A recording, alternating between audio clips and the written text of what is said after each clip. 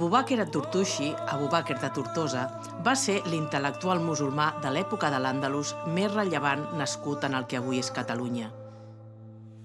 Després d'estudiar a diversos llocs de la península Ibèrica i esdevenir teòleg, alfaquí i poeta, va voler ampliar els seus estudis a Orient i va viatjar per Egipte, Síria i Iraq, entre d'altres.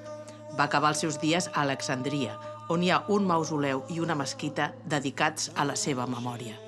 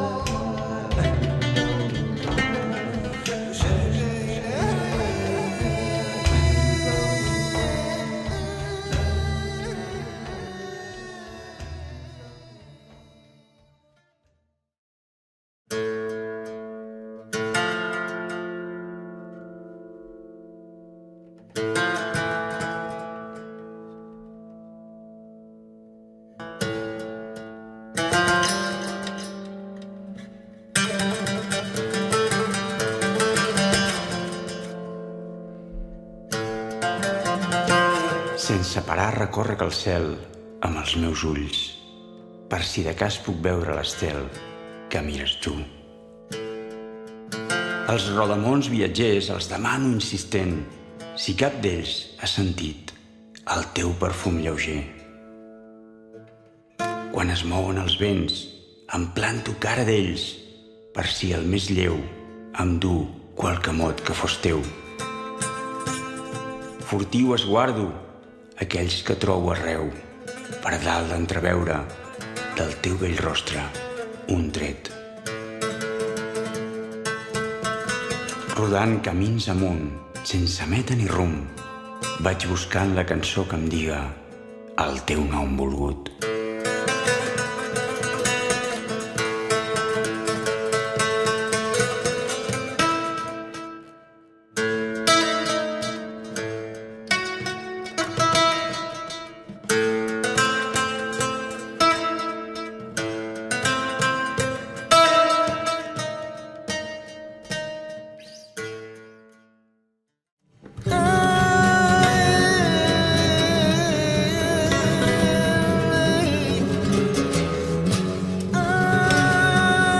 La salut espiritual consta de 10 parts, 9 de les quals consisteixen en callar sempre, tret de perllor a Déu, i la 10a en evitar el tracte amb els necis. Ell va néixer a Tortosa, per tant, pertanyia a la taifa de Tortosa, que en aquell moment estava governada per el rei Al-Mundir, que no només tenia Tortosa, sinó que també tenia Dénia, que incloïa les Balears, i Lleida. Abu Bakr va començar a estudiar a Tortosa. Recorda sempre el seu mestre tortosí, Abdallah Abu Muhammad, que li ensenyava matemàtiques, i ell se reconeix sempre com una persona que li costava. No es presenta com una persona intel·ligent, sinó una persona constant. Ell diu, una corda pot foradar el granit.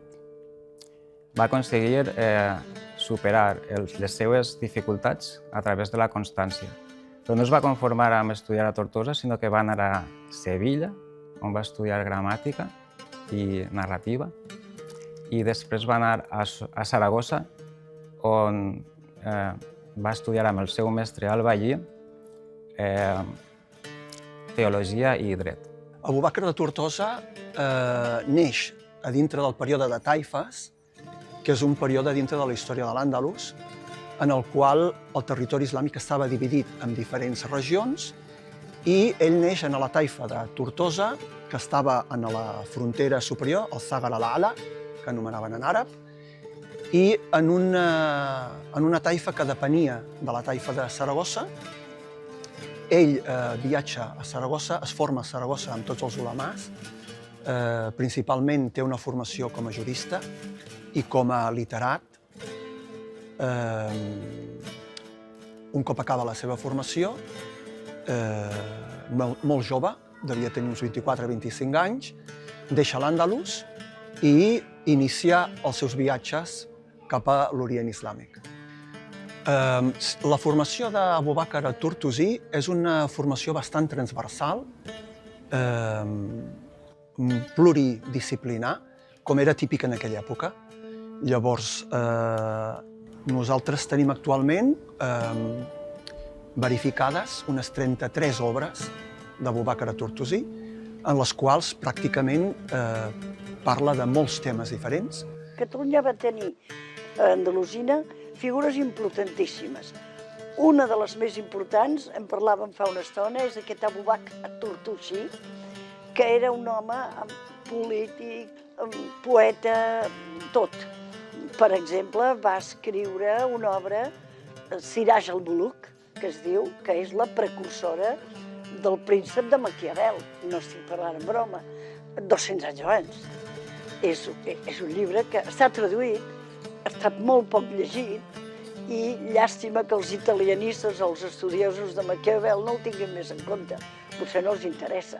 Sí, si em preguntes qui és Abu Bakr de Tortosa, el primer que em ve al cap és que era un gran viatger, que era una persona inquieta, que li interessava investigar, conèixer, aprendre, i els seus viatges estan motivats per això, per la voluntat d'aprendre, i d'aprendre dels millors mestres. Per això viatja i se'n va a Bagdad, se'n va a Damasc. I aquí aprèn, evidentment, la llei islàmica, però també aprèn a conèixer l'islam en profunditat, és a dir, a conèixer l'esperit de l'islam. I és una persona que combina les dues dimensions, una dimensió més relativa, la de la llei, i una dimensió més absoluta, que és més la de l'espiritualitat profunda que hi ha a darrere la llei, perquè la llei no és res més que una ajuda, un instrument per poder viure la seva fe en el Déu únic, en Allà, que és el que el motiva i el que farà després que justifica una mica les actituds que ell tindrà davant de les situacions diverses que viu durant la seva vida. A mi la que més m'interessa és la faceta espiritual, és a dir, i el seu camí personal, el seu procés. Començant per una inquietud, descobreix el més epidèrmic en la seva tradició i després, a poc, va aprofundint i va al més essencial. I aquest procés és molt universal, és transversal a totes les tradicions religioses.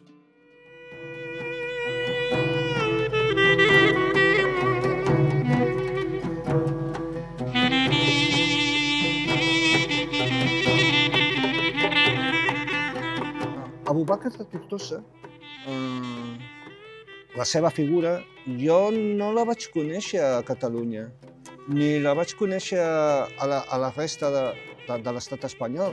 Jo aquest personatge el vaig conèixer a Egipte. Jo estava tocant amb el grup d'Eduardo Paniagua, havíem anat a fer uns concerts a El Cairo, i estava tocant allà, vam anar a tocar a l'Ambaixada Espanyola, a l'Institut Cervantes, al Festival de Música Sufí d'El Caire. I llavors, en una d'aquestes activitats, entre el públic, va venir un noi que deia que era de Tarragona, un noi molt simpàtic i molt agradable, i ens va dir: home, va, veniu a dinar amb mi, us convido a dinar, que s'ho passarem bé i que us vull explicar perquè sóc un estudiant de la petjada andalusina a el que és Egipte. I llavors ens va parlar d'alguns savis andalusins que havien viscut a Egipte i parlava molt del Tartushi, el Tartushi. I jo al final li vaig dir: bueno, però qui és el Tartushi? I diu: sí, home, sí, el Tortosí. Tartushi vol dir el Tortosí. I llavors jo no coneixia res d'aquest personatge, però després ja vaig començar a llegir la seva poesia. Em va agradar moltíssim el poema Absència. De fet, vaig fer una versió, vaig musicar aquest poema. Després ja vaig veure que era també un alfaquí, un jurista, i moltes coses, no? Com altres savis andalusins. Però, sobretot, la cosa és que jo aquesta persona la vaig conèixer a Egipte, no a Catalunya, no? Quan ell va néixer a Tortosa, no?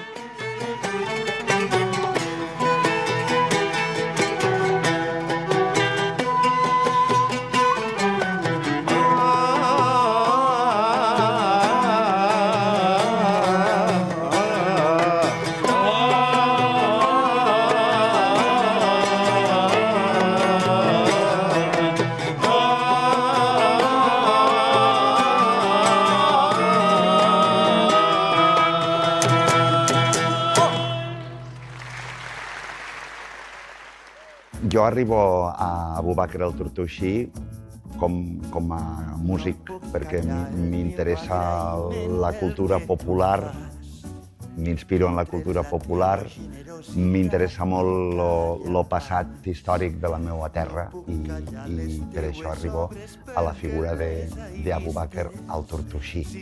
I posteriorment vaig sabent de la seva figura, de que és un gran pensador, de que és un filòsof, un savi i un poeta. Dies i dies proclamaré que em fas mercè i està agraït, ho ha de dir. Dies i dies proclamaré que em fas mercè, estic content. Una de les seves obres més conegudes és La llàntia dels prínceps, un tractat sobre l'educació dels sobirans.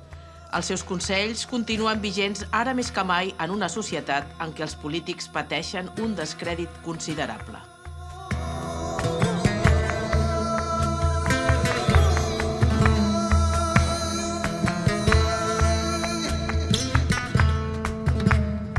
L'ambició és la clau que obre les portes al neguit i el missatger que ens porta al contratemps. Quan viatja cap a Orient, fa una estada a Bagdad i en allà coneix un sistema d'escoles, que són les escoles Nizamia, que va fundar un visir persa, Nizam al-Mulk, i queda molt impressionat per aquest sistema d'escoles i pel sistema educatiu que estan aplicant. Llavors, tot això, ell ho aplica després quan està ensenyant, perquè ell era docent, era mestre, i en la seva obra, especialment en el Siraj al-Muluk, que és un llibre que s'inscriu a dintre d'aquest gènere literari del mirall dels prínceps, que és tota aquesta tradició de com s'han d'educar els governants, com han de tenir les millors formes per governar i que ja ve que ja es troben altres cultures. Abu Bakr al-Tortosi es pot considerar una persona de coneixements transversals perquè totes les obres que ens han arribat d'ell, que són aproximadament unes 33, allò verificades i catalogades, toca temes molt diferents. Llavors, això que ara, avui dia, és bastant excepcional, en el temps d'Abu Bakr era molt corrent. Tot i així, per tractar-se d'una taifa del nord de l'Àndalus, fa que sigui un personatge bastant representatiu d'aquest coneixement que hi havia en aquella època. Tot això afegit a la seva trajectòria professional com a docent, com a mestre, com a viatger, fa que Abu Bakr al-Tortosi sigui una figura molt rellevant d'aquesta terra. Abu Bakr va ser el principal intel·lectual musulmà nascut al que ara és Catalunya. Va escriure més de 30 llibres en els quals tracta temes com el dret, la teologia, l'abab, és a dir, la gramàtica, la poesia, etc. Però, a més, com he dit abans, el seu objectiu és intentar influir en la presa de decisions del govern d'Alexandria. i ho va aconseguir parcialment, però ho va aconseguir, tot i que en aquell moment Alexandria estava governada per dirigents fatimites. Es convertirà en un referent de l'islam a tot el món i un referent català de l'islam internacional. I jo penso que això és interessant, que aquesta persona és més referent, potser, per aquest procés d'aprofundiment que viu, que no pas per altres coses que hagi pogut fer, que són interessants també, com l'estudi de la llei i l'estudi del xafiisme i del maliquisme i tot això. Si em demanes per què és una persona rellevant, jo no sé si és la persona més rellevant de l'Àndalus a Catalunya, però el que és obvi és que és una persona molt important perquè es va convertir i va anar cap a Damasc, cap a Bagdad, i es va convertir en mestre religiós en les dues ciutats. Fins i tot es va casar ja, i aquesta trajectòria d'un català que volta, que busca la veritat, i que després es converteix en mestre fora de la seva terra, en un referent internacional, avui en diríem un català universal. És rellevant perquè va escriure molt, no? I va fer molt de treball en l'aspecte aquest, no? A part de tot el treball de poesia que va fer, no? Avui és Catalunya, en aquest temps era València, no? Perteneixia a la Jamà, les fronteres van canviant i tal, però la seva família també era una família ja que venia d'orígens de savis, ¿no? Entonces, pues, aportava un coneixement, ¿no? a l'entorn on estava.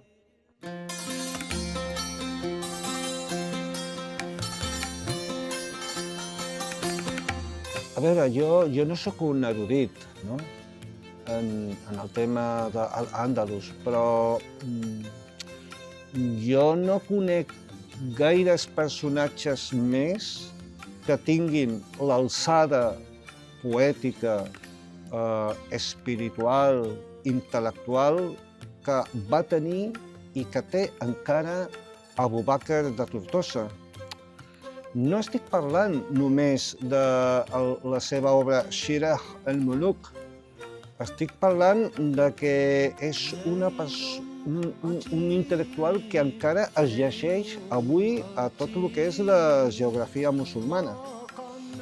I també tinc que dir que és un personatge molt especial per les persones que hem nascut aquí i que tenim un cor andalusí, no?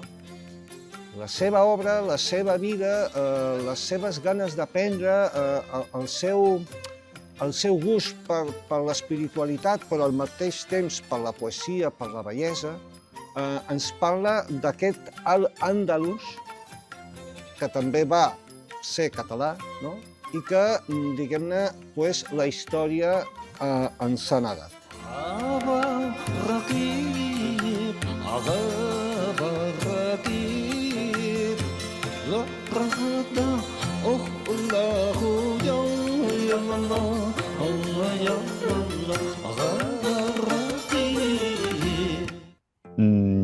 Jo crec que no és gens difícil explicar per què diem que Abu Bakr és la personalitat intel·lectual més rellevant de l'Àndalus a Catalunya, no? Dissortadament, la cultura andalusí a Catalunya ha quedat relegada a tot el que és el sud, del Priorat avall, i jo diria que a més està una mica com abandonada o que no hi ha interès per ella, pel que sigui, perquè hi ha una altra cultura oficial que ha predominat. Llavors no és difícil, és lògic explicar que un personatge que va ser tan influent, que va ser un savi, que va ser un pensador, que influïa sobre els governants, que es permetia el luxe d'escriure consells als governants a través de la seva llanterna dels prínceps. És molt fàcil explicar per què una personalitat així és tan important.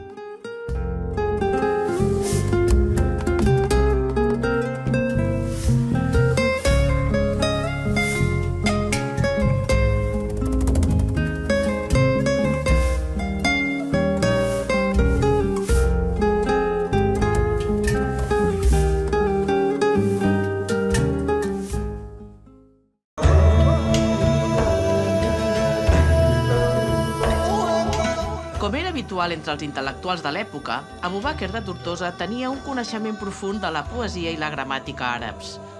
Els seus versos han superat amb escreix el pas del temps i continuen essent interpretats per cantautors i músics del segle XXI.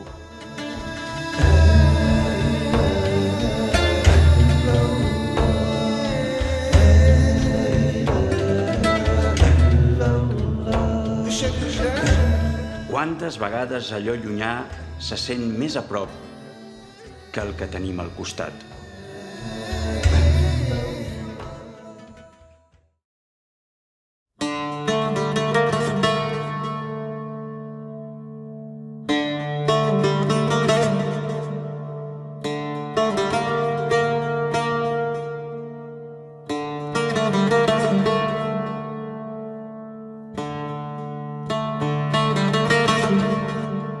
Jo crec que el cas d'Abu Bakr el Tortosí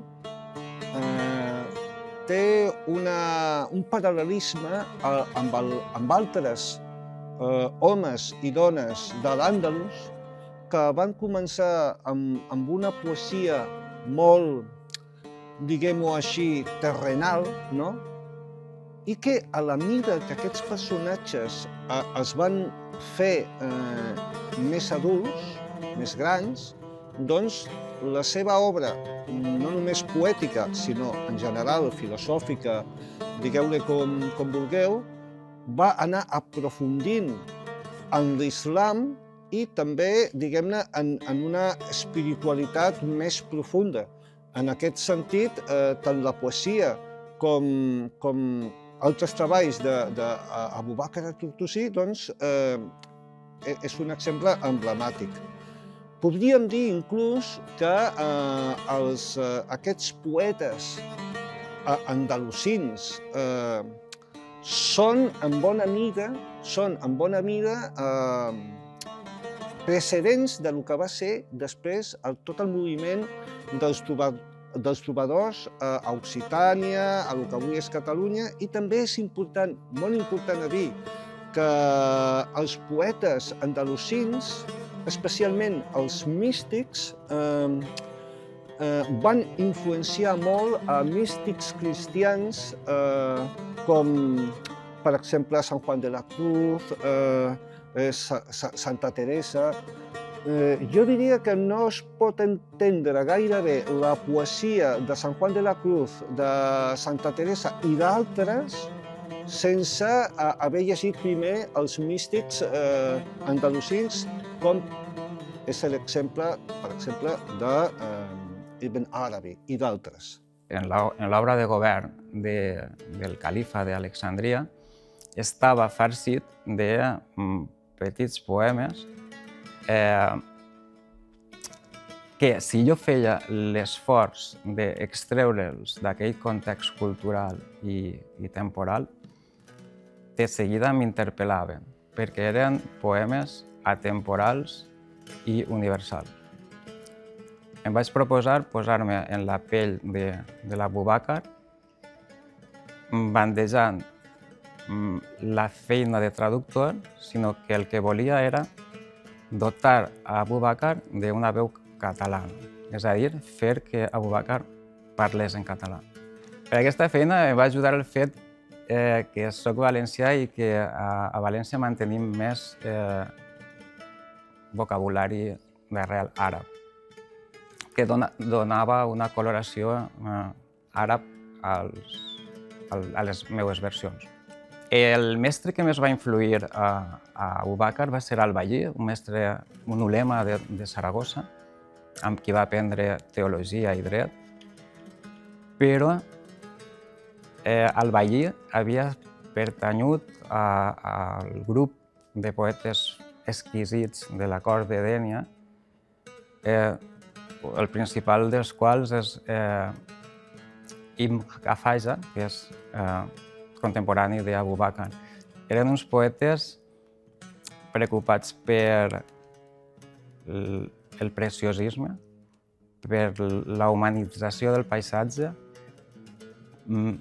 Utilitzaven metàfores brillants, enlluernadores, i que estaven preocupats perquè veien que si arribaven els bàrbars cristians destruirien els seus preciosos jardins.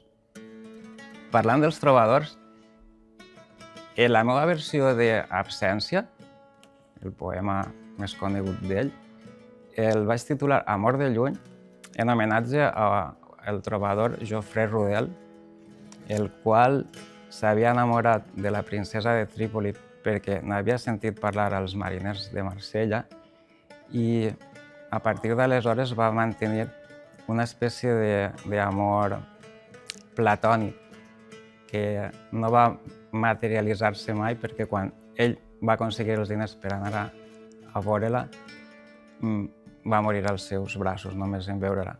O sigui, diguem que el seu amor només podia ser de lluny.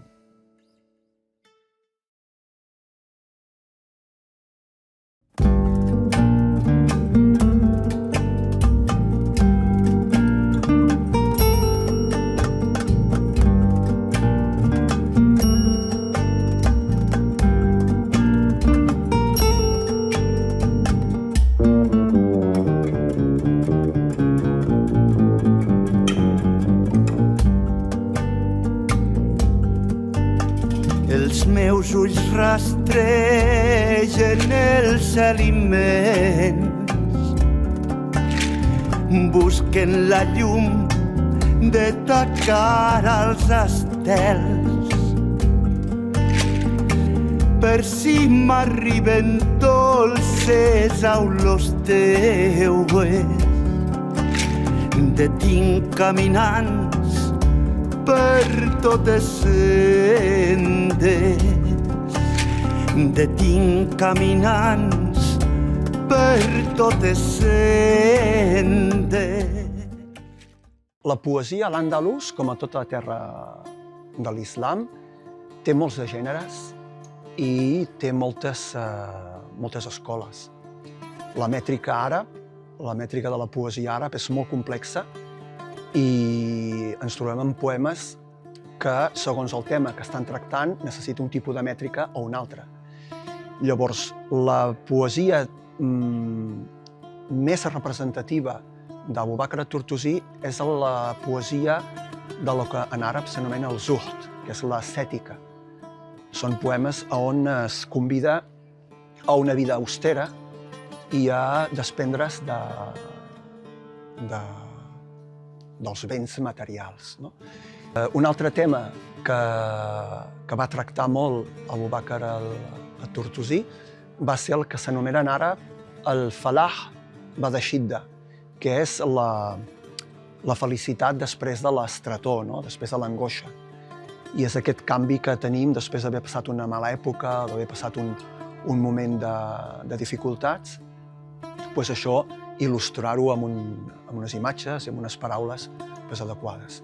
La relació de la poesia d'Abu Bakr amb el moviment trobadoresc no podem dir, evidentment, que estiguin relacionats perquè són moviments diferents, geogràficament, culturalment, però sí que a nivell temàtic tenen molt en comú, perquè el poeta, la figura del poeta, la figura del trobador, del rapsoda, sempre ha tingut els mateixos temes de referència.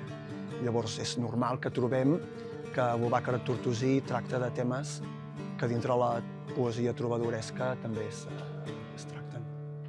Fa més de 30 anys, en el meu grup, Quico el Cel i el Noi i el Mot de Ferreries, volíem fer una cançó d'emigrant. I vam pensar en transmetre el que podia sentir un exilat, un morisc expulsat, lluny de la seva terra i recordant este paisatge, esta gent. I li van posar uns versos, entre molts altres, que diuen: «Ai, amor meua estimada, miro aquells estels del cel i em pregunto quin serà el que tu estaràs mirant», que d'alguna manera és la mateixa idea del poema Absència que va arribar a mi, no? de l'Abu Bakr, aquella idea tan bonica d'una persona que està mirant, que pot mirar la mateixa estrella que una altra persona a molta distància. Que una altra persona, o que a través d'una estrella també pot pensar o pot portar-li a la seva terra.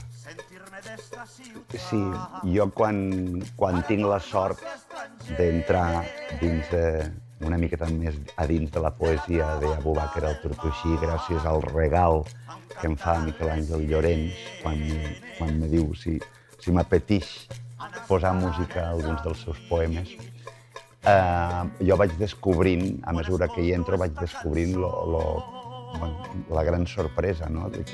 La vigència del seu missatge i com m'interessa el seu missatge. El fet que una persona als segles X i XI parlés de l'amor com parla Abu Bakr, parles de la guerra i digues que la guerra pot arribar a fer pudor, parles de la necessitat de ser agraït. Qui està agraït ho ha de dir, té una força immensa. Que parles dels diners, com parlava ell, o que digues coses tan boniques com la meua casa se troba on se'm fa de nit i la meua família és tot aquell que tingui enteniment. Sí, perquè persones com Abu Bakr, que a més són poetes, no són coneguts com altres poetes catalans d'aquí. Jo crec que té molt a veure amb aquesta història de que la història del nostre país va viure una transició d'un nacionalcatolicisme a una època de llibertats. I encara ara no hem normalitzat els referents culturals d'altres tradicions. I jo crec que és una pena. És una pena perquè la sensibilitat, el sentir profund d'aquestes persones d'altres tradicions, en aquest cas de l'islam, com Abu Bakr, conèixer i llegir els seus poemes ens pot enriquir culturalment, però també espiritualment. Són gent que han aportat una influència en tota Europa, en els trobadors que han fet poesia després.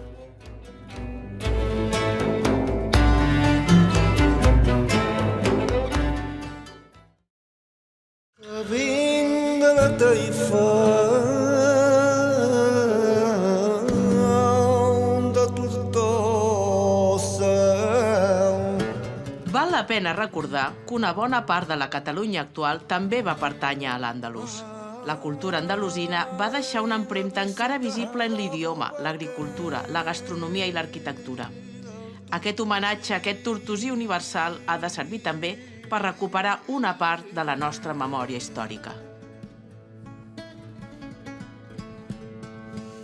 Que vinc de la taifa de Tortosa. La ignorància és la mare de la insolència.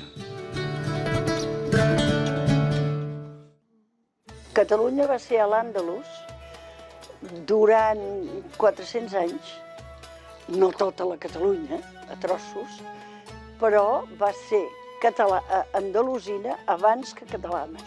Va ser primer, va formar part de l'Imperi Islàmic abans que es parlés de Catalunya. La paraula Catalunya surt per primera vegada al segle XII i Catalunya va començar a formar part de l'Àndalus l'any 713. O sigui que hi ha una diferència anual important. Evidentment, la Catalunya Nova, el que en diem la Catalunya Nova, va ser més temps partícip de l'imperi andalusí. Hi va haver la pregunta, perquè Tortosa i Lleida van ser més anys andalusines que Saragossa. La majoria dels pobles al voltant de Lleida comencen per alt. El Matàrrec, el Farràs, el Menà, el Carràs. hi ha molta presència.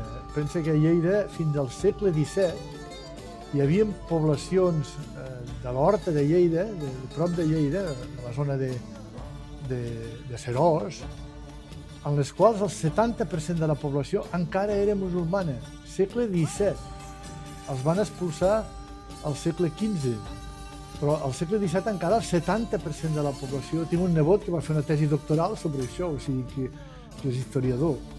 I és curiós veure això, no? I a més, la presència també amb molts altres elements, moltes paraules de la llengua catalana, però també els monuments.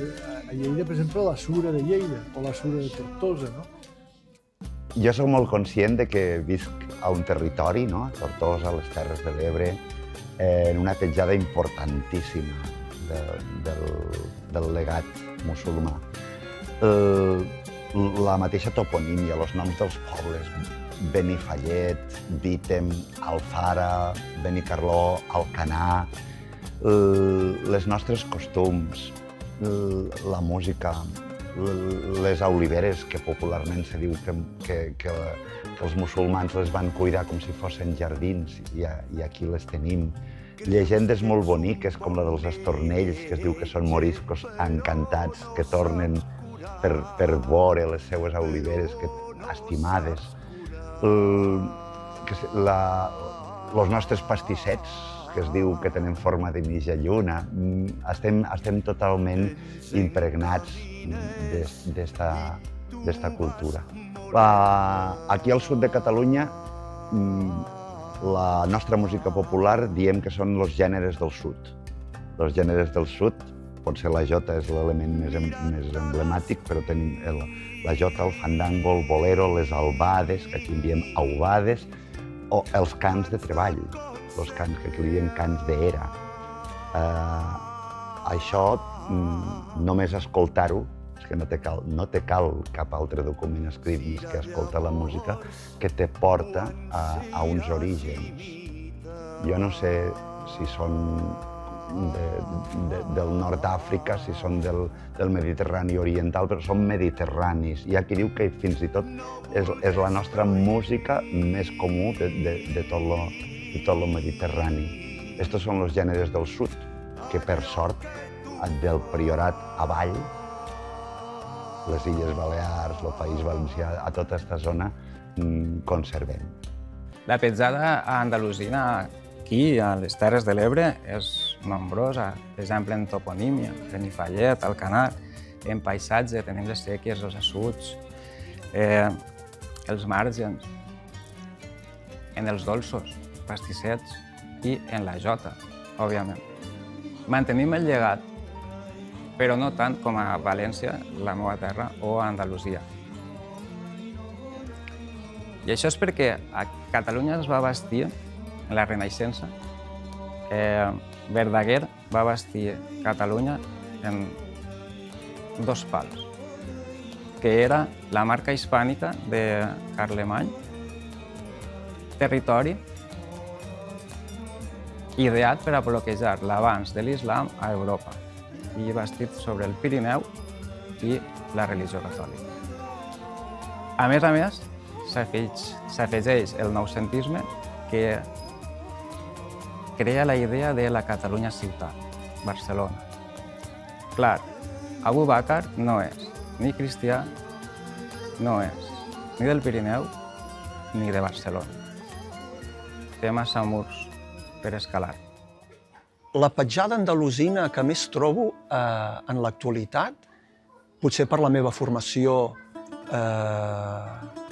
com a historiador de la ciència, és en el tema científic, en el tema astronòmic, en veure com a l'Àndalus es van traduir i es van escriure molts tractats sobre astronomia, sobre astrologia, tractats sobre agricultura, sobre medicina, sobre ciència, que fins i tot avui dia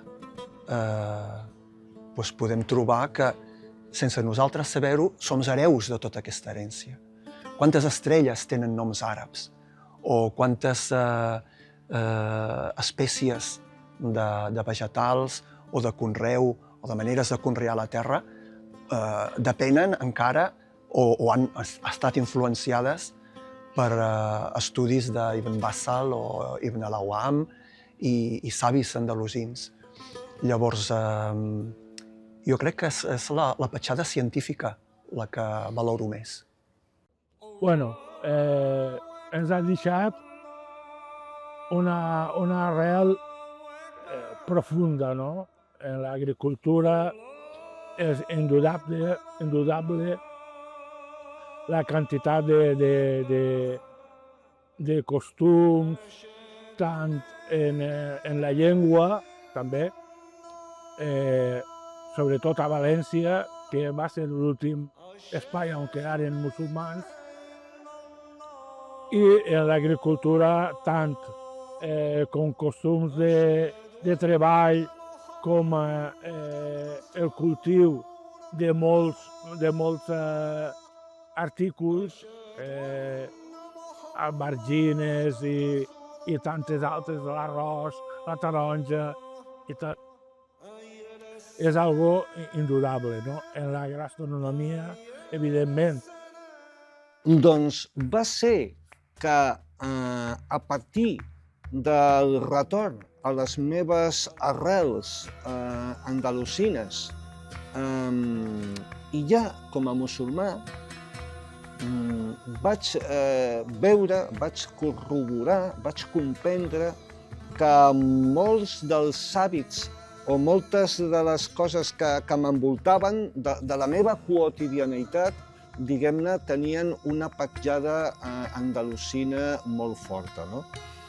Per exemple, és el cas del flamenc, no?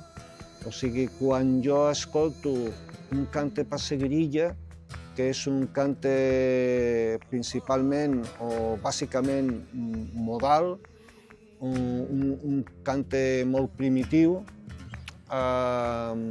aquí hi ha una empremta gitana molt forta, però també és veritat que hi ha un aire, que hi ha una inspiració, un aroma profundament corànic. I jo diria que inclús aquests cantes primitius, sobretot la debla, la tonal, la segrilla, doncs tenen, ens recorden d'alguna manera l'adhan, no? El que és la crida a l'oració. Allahu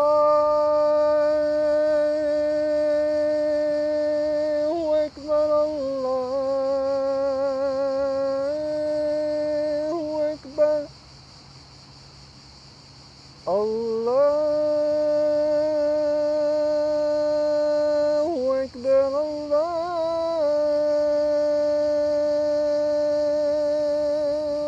Akbar.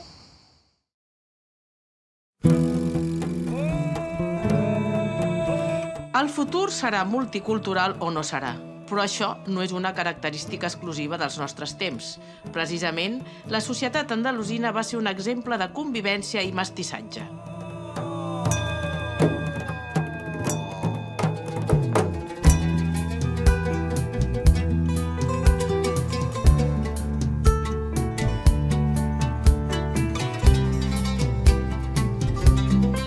Qui persevera assoleix el seu propòsit i aquell qui és agraït afavoreix el seu propi benestar.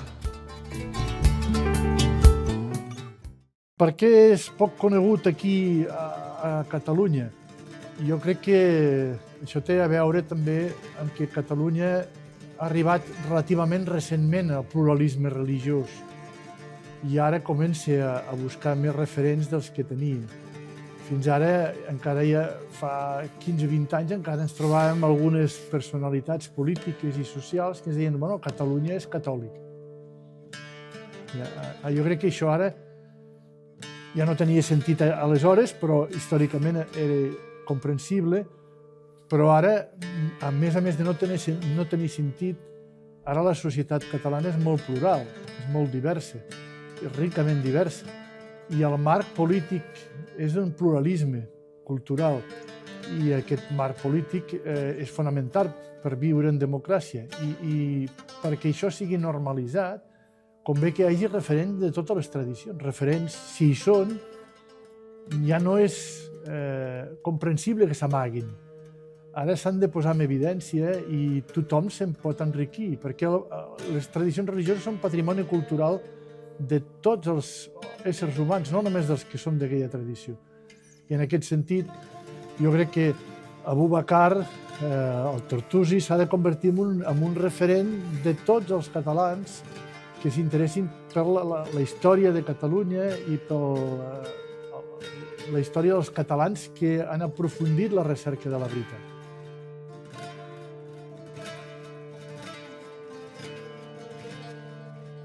Si ens preguntem d'on era la gent que constituïa l'estat andalusí, ens emportarem sorpreses. Jo he fet el compte, o sigui, vaig tenir l'humor de totes les cròniques que estan escrites en àrab i ens diuen quanta gent va venir. Van venir els primers 100 anys, estirant-ho molt, 50.000 persones, de fora, entre àrabs, berbers i esclaus. Alguns d'aquests, els àrabs sobretot, van tornar, perquè a seva estaven bé, van venir, van fer la conquesta i se'n tornen, amb la família i el que fora. Posem que, com que a banda i banda de l'estret de Gibraltar manaven els mateixos, hi haguessin pasteres diàries. Si ara arriben pasteres amb guàrdia costes i amb guàrdies civils, què no arribarien? Per tant, podem deixar-ho en 1 milió de persones les que van venir. Jo n'he comptat 50.000, Posem 1 milió. Els estudiosos de l'època visigoda xifren la població hispànica entre 6 i 9 milions. Quedem amb la xifra petita, en venen 1 milió de fora, l'he exagerat. Comparem-la amb 6 milions que ja eren aquí, si no col·laboraven els d'aquí no hi havia lloc a la invasió. Per tant, tots venim d'una gran barreja. I al Perelló a fe de Déu,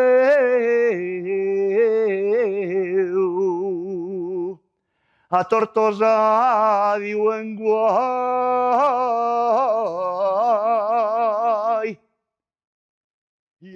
Jo penso que Tortosa està orgullosa del seu passat, està orgullosa de poder dir que va ser una ciutat multicultural, se parla de la Tortosa de les 3 cultures, musulmans, jueus i cristians.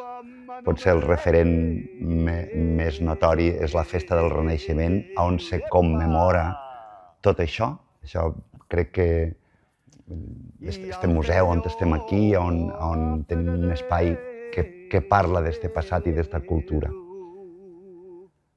A nivell ciutadà, Tortosa també comença a ser multicultural, però penso que hi ha molt camí per recórrer. Se dona la circumstància, se dona l'anècdota de que els nouvinguts són els que estan vivint al centre històric de Tortosa i els tortosins se n'han anat a les afores, a una Tortosa nova que ha crescut a base d'anar relegant les hortes.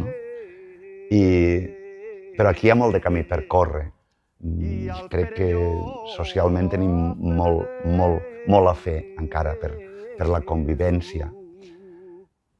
Però jo vull ser molt optimista, ho soc, i jo vull pensar que entre totes aquestes persones que ara estan vivint aquí i que ja són tortosins, probablement hi haurà algú que anirà a la universitat i d'aquí uns anys serà un nou savi que escamparà tot això arreu del món. I ho vull pensar. Sí, en l'època medieval hi havia confluència de cultures. Hi havia els cristians, hi havia els musulmans, hi havia els jueus. Ara podem considerar que també que les ciutats estan farcides de gent de diversa cultura, de diverses llengües, de diverses religions. Però jo ho poso una mica en qüestió, perquè sí que és veritat aquesta presència, però crec que troben que a banda de l'escola, on sí que estem tots junts, fora falten ponts d'interconnexió.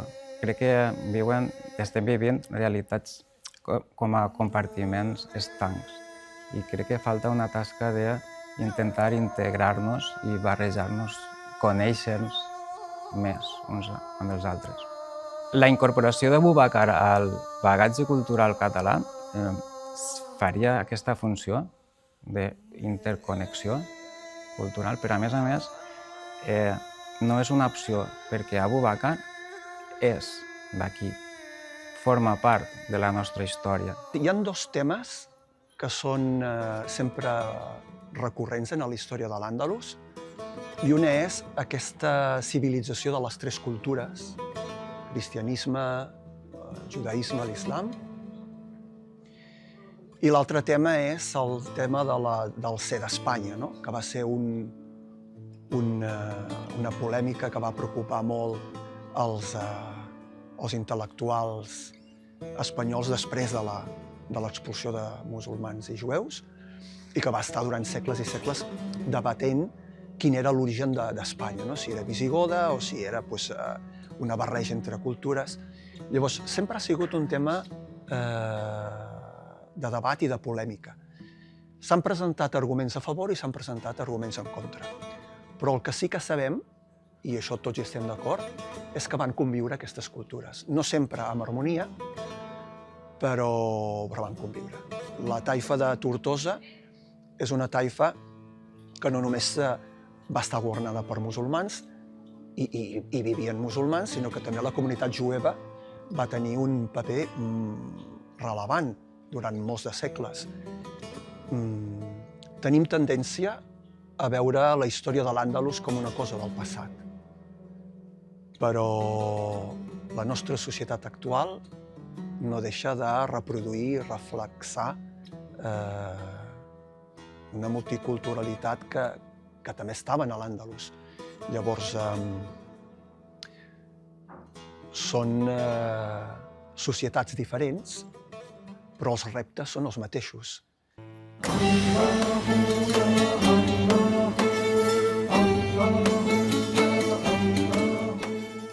Fa 2 o 3 anys vaig estar actuant amb el meu grup a la ciutat de Potsdam, molt a prop de Berlín, Alemanya, i allà vàrem fer un concert a la clausura d'un congrés en el que participaven experts sociòlegs vinguts d'arreu del món i que estaven dialogant entre tots ells per tal de veure les claus, per tal de construir societats en harmonia en un món cada cop més plural. I nosaltres vàrem estar actuant allà perquè, en realitat, el leitmotiv d'aquest congrés era la inspiració de l'Àndalus. És a dir, la barreja de cultures, de tradicions, de races que es donava a l'Àndalus era un exemple, una inspiració per tots aquests experts vinguts d'arreu del món.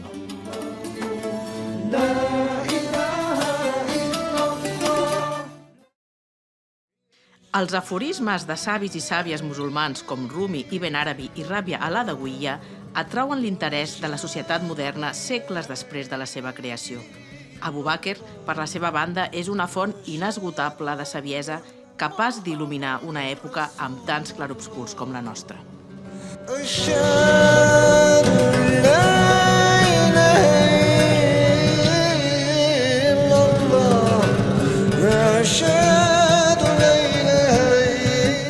Que pobre és l'home que només té diners.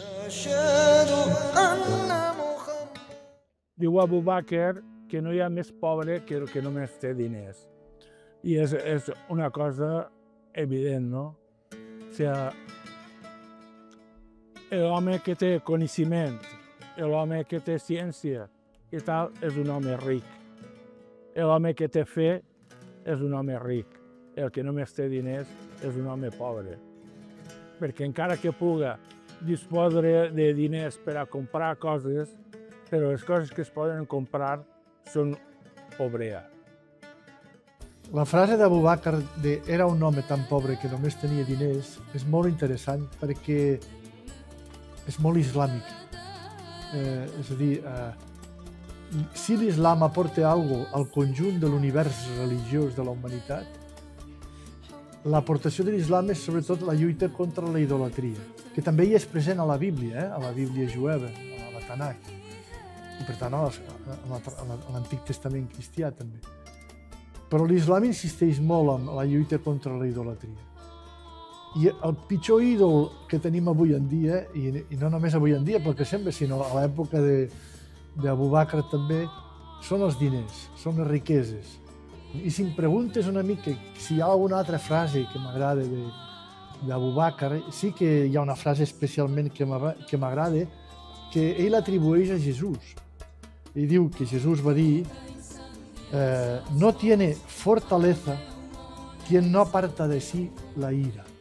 No tiene fortaleza, no té fortalesa qui no allunya de si mateix la ira. Això és molt important. Un aforisme que podríem recordar d'Abu Bakr at-Turtusi és la seva dita de que la persona pobra és aquella que només té diners. Llavors, s'interpreta això volent dir que la riquesa no ve del món material, sinó ve de l'esperit i ve de la vida interior. Si Abu Bakr al-Tartushi visqués avui mateix, aquesta frase de «que pobre és l'home que només té diners» es podria ampliar, no? Potser hauria dit també, no? Que pobra és aquella societat que només té diners i tecnologia, no? Per exemple. Aquests aforismes d'Abu Bakr són avui absolutament vigents i a mi hi ha un que m'agrada especialment, que és un que diu «Cuideu dels agricultors perquè el vostre benestar depèn del seu». La nostra societat ha oblidat els ramaders, ha oblidat els agricultors, ha oblidat els pagesos. Tot està enfocat a recolzar la societat urbana, però hem oblidat d'on venen els nostres aliments. Perquè ell es mostra constantment com a ortodox, però ja des dels seus primers ensenyaments a Tortosa, amb el seu mestre Muhammad, ell considera que per aprendre s'ha de debatre, s'ha de discutir. I això és una característica d'ell que per a mi és contemporània, molt moderna. L'ets tan pobre que només tens diners és una frase col·loquial d'aquí, que com explica el Miquel Àngel, a la seva família sempre s'havia dit. És una frase que quan la soltes fa pensar, ets tan pobre que només tens diners. És una samarreta. Clar, després veiem que el que diu Abu Bakr al-Tartushi és indigent, aquell a qui Allà li ha donat només béns mundans. Hi ha uns textos també que m'arriben a l'ànima quan l'Abu Bakr parla de l'ofici de poeta. Quan diu «La poesia és companya que honora l'absència dels meus amics i l'amistat d'un company dura fins al dia del juí». A veure, són sentiments en els que ens sentim absolutament identificats per damunt del temps, per damunt de la distància, per damunt de qualsevol cultura o religió.